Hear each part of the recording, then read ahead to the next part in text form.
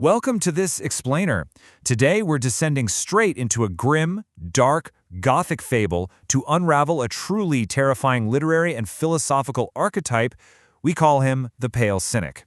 Now this isn't just some dusty character study, okay? We're exploring an entity that literally stalks the very edges of human achievement. We're going to look at how ancient folklore, German romantic horror, and heavy Nietzschean philosophy all fuse together into a villain who doesn't use fire and brimstone, but rather cold, calculating emptiness. So we actually begin our investigation not with a monster, but with a word. If we trace the German philological root bleak, we start uncovering the origins of this whole archetype. And listen, the word pale here doesn't just mean somebody who, needs a bit of sun.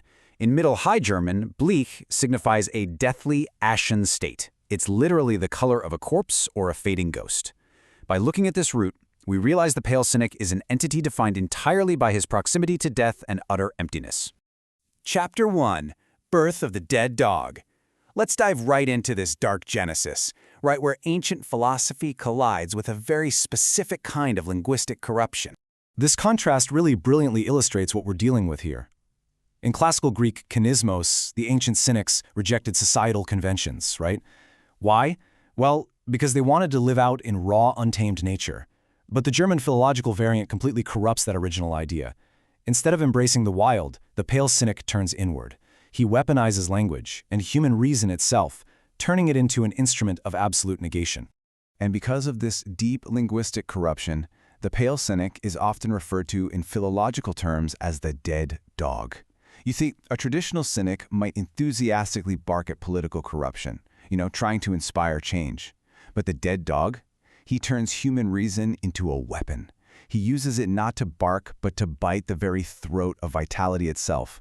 His whole purpose, his entire goal, is reducing all high vocabulary, all expressions of hope, beauty, or human striving straight down to ash. Chapter 2. Shadows of the Ashen Forge. Let's see how this shadow creeps out of language theory and down into the deep, subterranean folklore of the Harz Mountains. It's fascinating how traditional dark entities evolved into this modern archetype.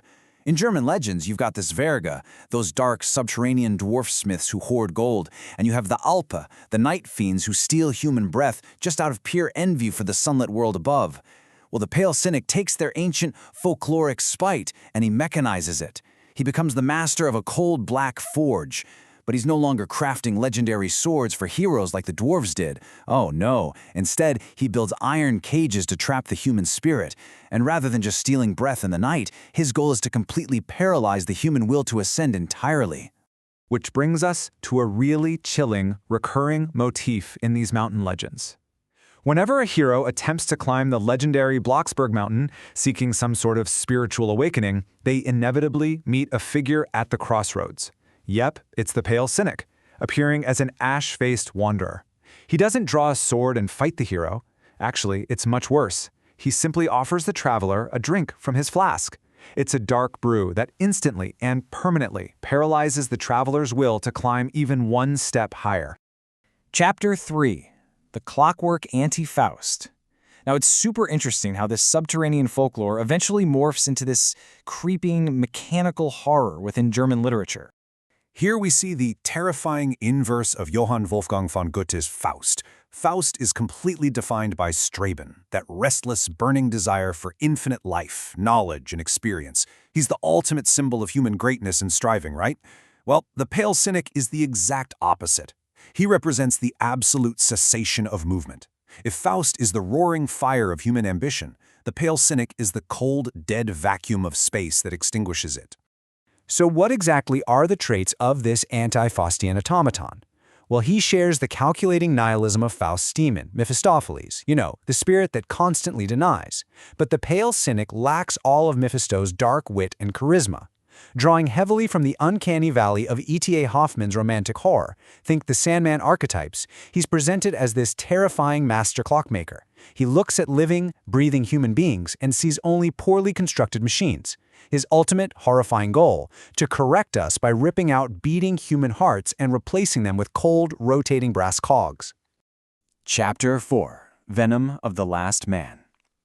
All right, now we unearth the philosophical disease driving this master clockmaker, moving deep into Friedrich Nietzsche's territory.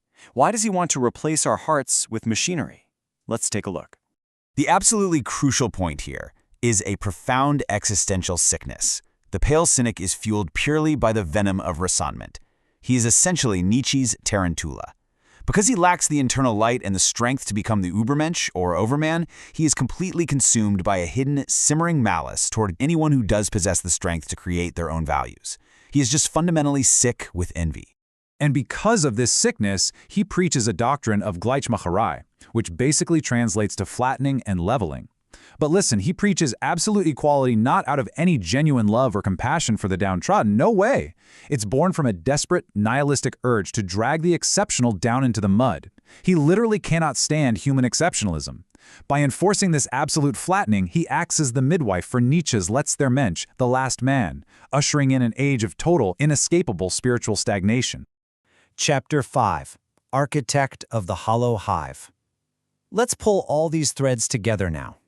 We've looked at the philology, the folklore, the literature, and the philosophy.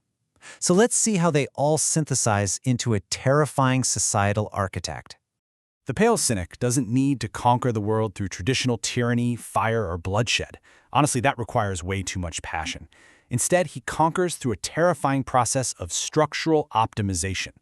He looks at the chaotic beauty of human individuality, of our art, our mistakes, our passions, and he diagnoses them all as mere systemic errors in a machine, errors that absolutely must be purged for the sake of pure efficiency.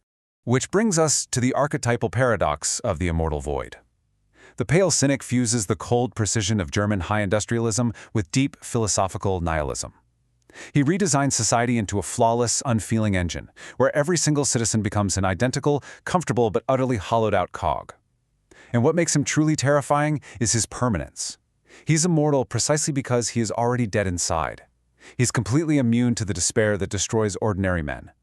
This monument of porcelain and iron simply waits in the dark corners of the library or on the factory floor for the exact moment when mankind tires of carrying the heavy, exhausting weight of its own freedom.